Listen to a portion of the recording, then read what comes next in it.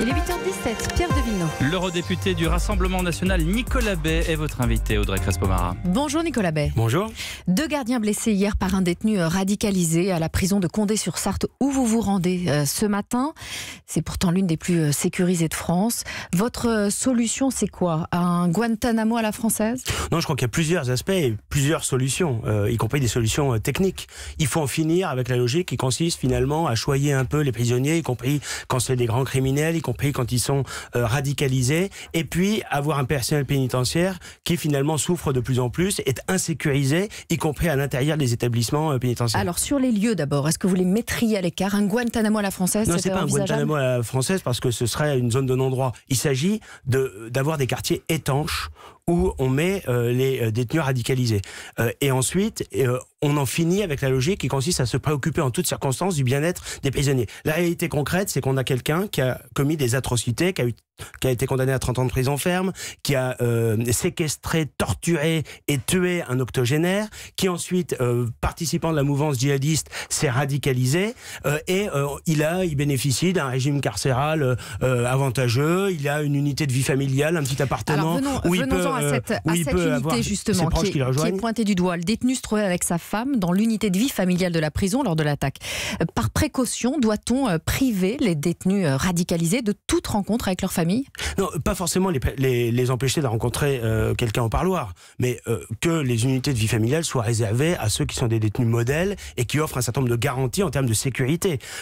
Aujourd'hui, pour parler concrètement, les conditions carcérales de Carlos Ghosn au Japon sont beaucoup plus dures que celles d'un islamiste et d'un assassin dans les prisons françaises. Les conditions ne sont pas les mêmes au Japon et en France. Oui, certes, mais enfin, que, encore une fois, celui qui constitue un danger majeur soit très surveillé, que ceux qui viennent le rencontrer soient fouillés systématiquement. Il faut modifier la loi pénitentiaire et notamment son article 57. Édouard Philippe voudrait autoriser la fouille des visiteurs.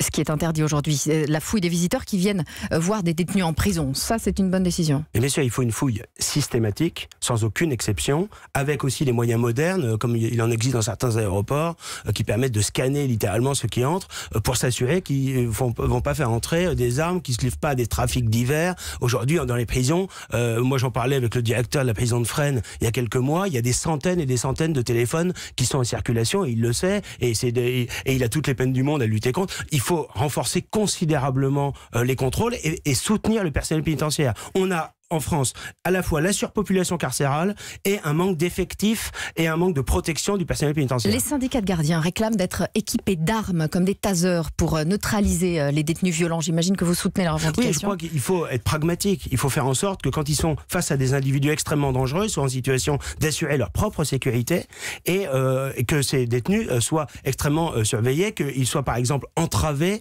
lorsqu'ils sont menottés, lorsqu'ils se déplacent à l'intérieur des établissements pénitentiaires. Alors le Premier ministre a rappelé que des plans de construction de prisons, d'équipement en matériel et de recrutement de personnel sont déjà lancés, mais que ça ne se fait pas du jour au lendemain.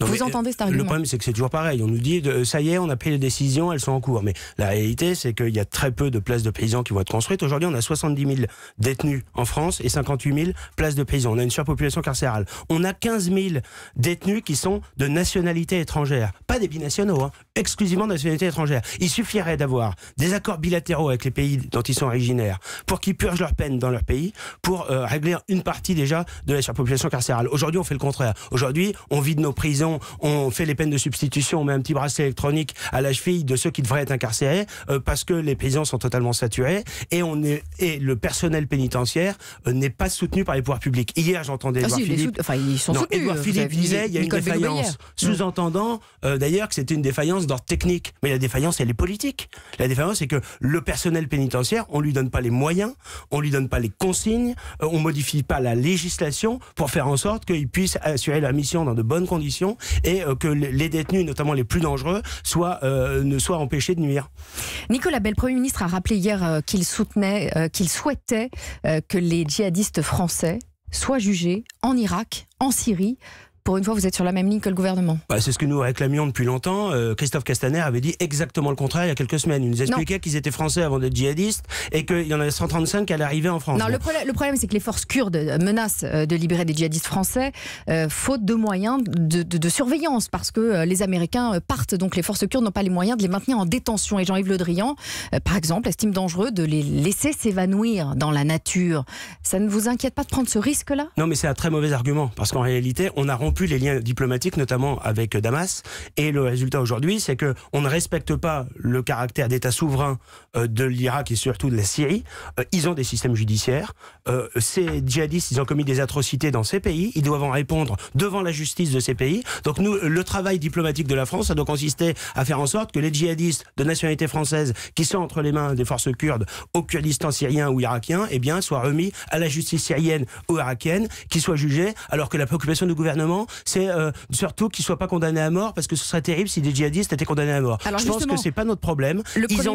Une fois qu'ils ont commis des crimes là-bas, ils doivent en répondre là-bas. Le Premier ministre en a profité pour rappeler qu'il était opposé à la peine de mort, même pour les djihadistes. C'est aussi votre position ou pas? Mais ils savaient ce qu'ils risquaient. Ils ont été dans des pays où la peine de mort existe. S'ils risquent la peine de mort, eh bien c'est leur problème. Moi, le Donc sort vous des êtes djihadistes... pour la peine de mort quand il s'agit de djihadistes? Mais écoutez, c'est pas la question. Je suis pour le respect de l'État souverain. Moi, s'il y a quelqu'un qui commet un crime aux États-Unis où il y a la peine de mort et qui risque la peine de mort et qu'il est exécuté, eh bien ça fait partie. Eh bien moi, je respecte l'État de droit, et l'État de droit aux États-Unis, c'est ça. Et donc en Syrie et en Irak, moi, je vais pas pleurer sur le sort de ceux qui ont violé, décapité, torturé, assassiné dans les rangs de Daesh. Voilà. S'ils risquent la peine de mort, eh bien tant pis pour eux. Donc la peine de mort pour les djihadistes. Et en l'occurrence, je respecte l'état de droit en Syrie et en Irak. Nicolas Bay, quand on demande aux Français quel parti politique incarne le mieux l'opposition à Emmanuel Macron, à seulement 6%, c'est le parti Les Républicains. À 22% le Rassemblement national. C'est le moment pour vous d'opérer une OPA sur les Républicains? Non, je crois qu'on n'en a même pas besoin. En réalité, il y a une clarification politique qui s'opère. Emmanuel Macron rassemble aujourd'hui autour de lui les mondialistes, ceux qui veulent aller plus loin dans le fédéralisme européen, qui veulent accroître le pouvoir de la Commission européenne. C'est le sens d'ailleurs du texte qu'il a diffusé dans la presse européenne cette semaine.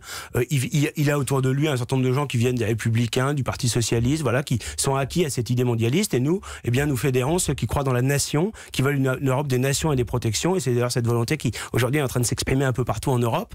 Donc vous souhaitez que cette digue cède entre le Rassemblement national et les Républicains, clairement? Nous tendons la main, et on a des personnalités comme Thierry Mariani, qui est un ancien ministre, comme Jean-Paul Garot, qui incarne de manière très concrète sur notre liste aux élections européennes ce rassemblement. Je crois qu'aujourd'hui, les Républicains, leur problème, c'est leur incohérence totale. Incohérence totale entre le discours qu'ils tiennent à Paris et la réalité de leur action quand ils étaient au pouvoir, ou de leur vote au Parlement européen. 2-3 exemples. Ils disent qu'il faut limiter l'immigration. Quand ils sont à Bruxelles, ils votent les quotas obligatoires de migrants. Ils disent qu'il faut respecter la souveraineté des nations. Ils votent les sanctions contre la Hongrie ou contre la Pologne. Ils disent qu'il faut protéger l'économie. Un certain nombre d'entre eux votent les accords de libre-échange. Et ces accords de libre-échange, aujourd'hui, c'est ce qui crée une concurrence déloyale qui a tué hier notre industrie, qui va tuer demain notre agriculture. Donc, ils sont totalement incohérents. En réalité, ils sont sur la ligne de Macron, et l'Union européenne, telle qu'elle existe aujourd'hui, c'est la leur. Ils ont le PPE, dont fait partie les Républicains. Ils ont la présidence de la Commission européenne, la présidence du Parlement européen et la présidence du Conseil. Donc, tous les défauts, les dérives, les écueils actuels de l'Union européenne, c'est leur responsabilité totale. Nicolas Bay, si vous n'aviez pas été mis en examen dans l'affaire des assistants, vous auriez sans doute été la tête de liste Rassemblement national aux européennes. Je ne crois pas du tout que la question se pose dans ces termes. Bah si, mettre en tête de liste quelqu'un qui est mis en examen, ça l'affichait mal. Alors comment trouvez-vous le petit jeune qui vous a piqué la place ? D'abord, je le trouve très bien. Je pense qu'on ne se limite pas à être un petit jeune. C'est un travail d'équipe. Voilà, vous savez, la plupart des dirigeants du Rassemblement national sont mis en cause dans cette affaire.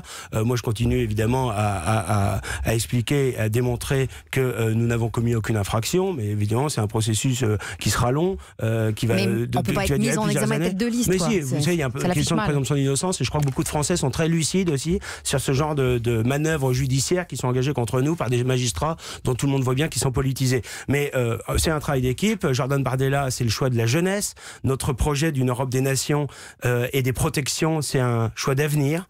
C'est ce qui s'exprime un peu partout sur le continent aujourd'hui, en Italie, en Autriche. Et par conséquent, le faire incarner par une nouvelle tête, finalement, par une jeune personnalité, je pense que c'est bien. Et il y a derrière lui, évidemment, des personnalités qui ont de l'expérience au Parlement européen, l'expérience ministérielle, qui donnent aussi du poids, de la crédibilité à cette liste. Merci Nicolas Bay.